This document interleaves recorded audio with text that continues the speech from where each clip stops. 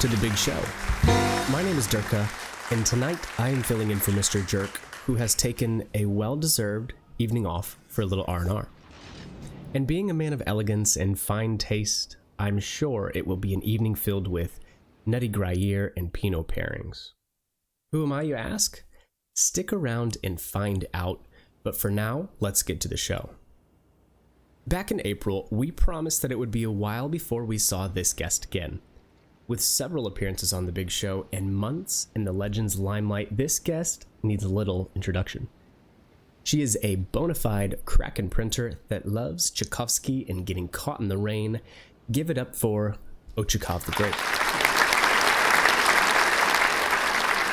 This Tier 7 premium Russian light cruiser has taken top tier by storm and earned a very sinister reputation in the last few months. A reputation as a tryhard's trawler, a Unicum's yacht, a sweat's ship. This is the boat to take out when you want to impress your division mates or stream snipe your favorite or least favorite community contributor. Today's location is Sea of Fortune, where, as we can all attest, many a blue team has met with misfortune.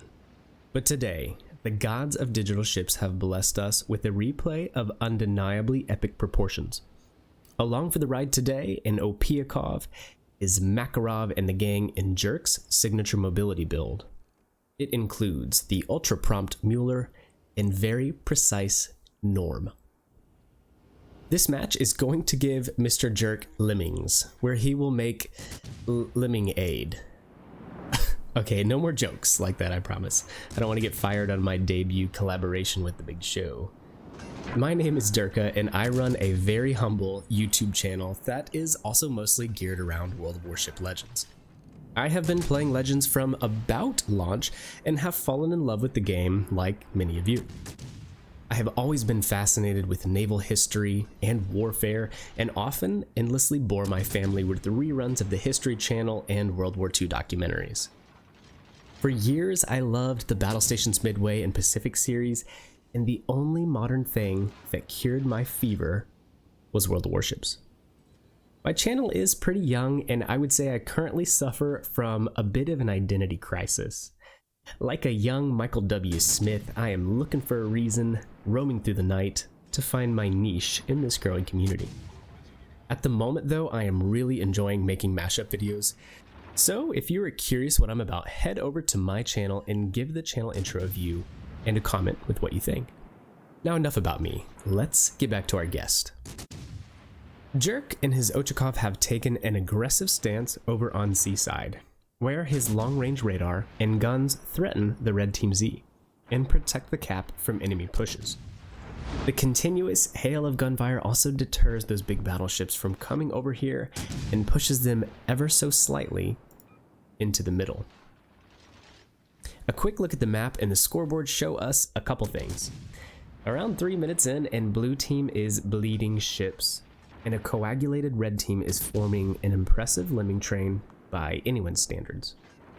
Now, while Jerk, I, and most players who aren't sociopaths don't necessarily like farming damage from behind an island, sometimes it's a necessary evil. And when red team battleships are lining up in range, grab your pitchfork and your straw hats and go to work. Unlike her American counterparts, Ochakov doesn't have to sit behind an island to excel, nay, my friends.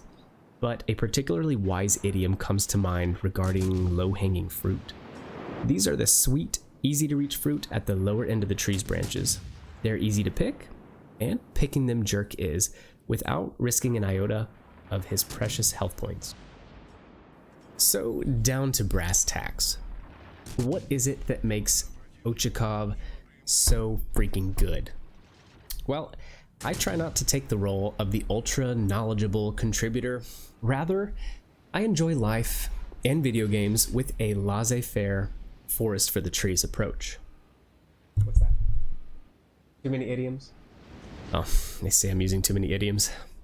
But seriously, as a recreational player and just enough knowledge of the game to be dangerous, I think Ochakov is so good because, very simply, it's versatile. In my eyes, a good ship in World of Warships is one that can do many different things well. Not exceptional, just well. And at that, Ochakov is fast, maneuverable, has Russian railguns, has great HE penetration, good torpedoes, radar, sonar, heals, and a magic armor scheme. Need I say more? In Legends, normally it takes a village to make a team. Okay, that was the last one, I swear to God. As I was saying, normally you need a good mixture of ingredients for the perfect cocktail. 2 ounces destroyer for spotting and capping, 2 parts cruiser to kill enemy destroyers and protect battleships, 1 part battleship to tank damage and punish enemy cruisers, mix well, pour over ice, and enjoy the good team daiquiri. Oh, and garnish with a carrier, I guess. But Ochakov can be one of those ships that does it all and carries the game if you need it to. As Catherine the Great once said, one does not always do the best there is, one does the best one can. And with the right set of tools, Ochakov, you can always do better. Now, while I have yammered incessantly, Jerk has pushed up, bitch slapped Z23, and is currently making a Nagato want to uninstall their game. Good lord, that dispersion. Now, I would like to point out that Jerk is not being a backline Betty in this game at all, which is how a lot of Russian cruisers are played. And look, I'm guilty of this. I played a lot of Shapayev, and Kutuzov is still my most played ship. I have spent minutes, hours, sitting at 17 clicks setting fires. Being cautious at the beginning of a match is important, but you have to know when to shift gears and to get in there nice and deep-like. Speaking of deep-like, our little blue destroyer has now sailed past red team spawn and is chasing battleships. 10 out of 10 would not recommend this playstyle. But alas, we are not here to dog on anyone, except maybe players of a certain stealthy Eastern descent destroyer with nuclear-powered torpedoes that won't be named. So, again, the Nagato is having a really hard time, and Jerk has taken 0 damage up until this point, with only 7.5 minutes remaining. Now, it's safe to say that things in this match are really about to heat up. We are tied on ships and points, and Jerk, emboldened by his full HP, is going to move into the middle and really start working red team over. There are still 2 enemy Massachusetts out there, 1 Nagato, meh, a Surrey, and a very dangerous ship to the Ochakov, a Hipper. We talk about balance a lot in this game. It's kind of like rock, paper, scissors. Destroyer beats battleship, battleship beats cruiser, cruiser beats destroyer. But really, this little Russian cruiser seems like a lightsaber to your rock, paper, scissors. And to some, it would seem like Ochakov does not have any real balancer. But it does have an Achilles heel. Many just haven't figured it out quite yet, and that is large caliber HE shells. Or HE shells from heavy cruiser guns as well, like 203s. To counter Ochakov, a battleship with large caliber guns needs simply to load HE and let her rip. Overpens will no longer be a thing, and the amount of damage you deal to this cruiser will probably shock you. Now, Jerk has sent out some of those 8-kilometer torpedoes to the Massachusetts that spawned over on Seaside. And again, we're not here to dog on any players, but it would probably behoove you to play on your side, try to win your side before sailing to the other side. So Jerk gets the Arsonist Award and takes down the Massachusetts with a good torpedo salvo. And the game continues to be tied. It's just one of those games that no matter what you do, you're tied or losing. But it's going to shape up for an excellent showdown here at the end. Now, on the subject of dogging on other players, sometimes the world of online video games is incredibly toxic and harsh. And if any of you are old enough to remember what a Modern Warfare 2 lobby is like, you know what I'm talking about.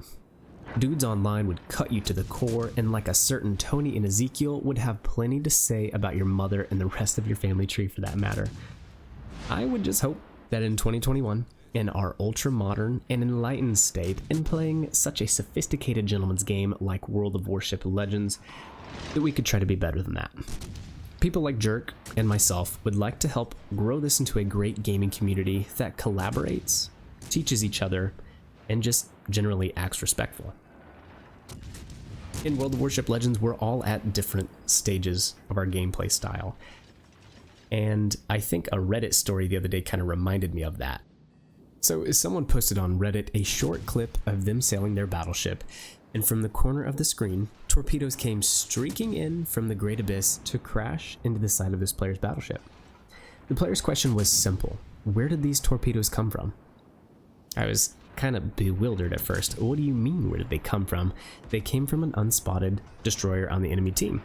But this player was still so green, they didn't understand the concept of concealment and stealth torpedoing. So just remember, we're all at different stages of skill in our World of Warships career, so just try to help your fellow gamer out when they are in need. Okay, enough Daddy Durka. I'm probably starting to show my age a little bit. So here we are, 3v3. We have performed admirably with nearly 200,000 damage. Even if we choked like B-Rabbit, this would be a good game and a good replay. But it's not over till the fat lady sings. Here is when having a division mate is almost crucial, so that you can formulate a plan of attack and work together to pull out the win. I'm only sure what Jerk and Hugs and Kisses here are talking about right now, but I'm guessing it's not about cheese and wine. It's time for the rubber to meet the road. We have a decent amount of HP, but all it would take is a good salvo from the Massachusetts, or to run into some of those torpedoes that the Hipper still has in reserve. So what's the plan? Well, let's execute a little razzle-dazzle fake out and change direction to sail around this side of the island. Odin should do what an Odin does best: push in first to tank damage and get their attention, leaving the light cruiser to get some crossfire shots into the cruisers.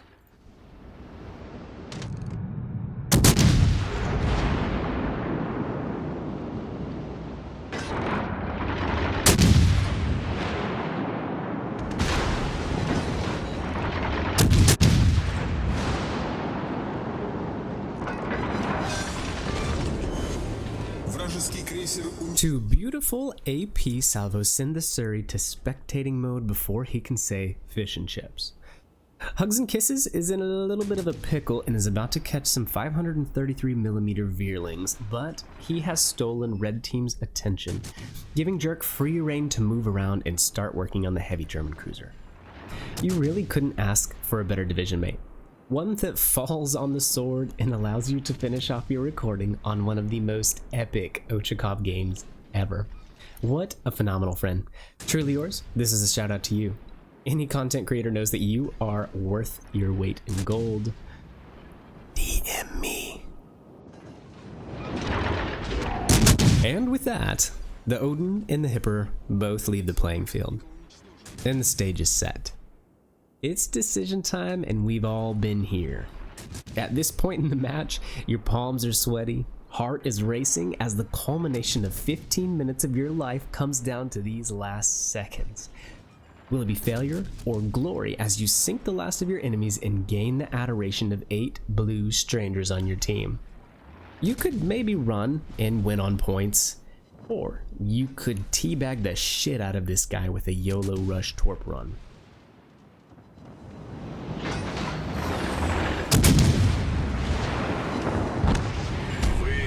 Последняя надежда команды.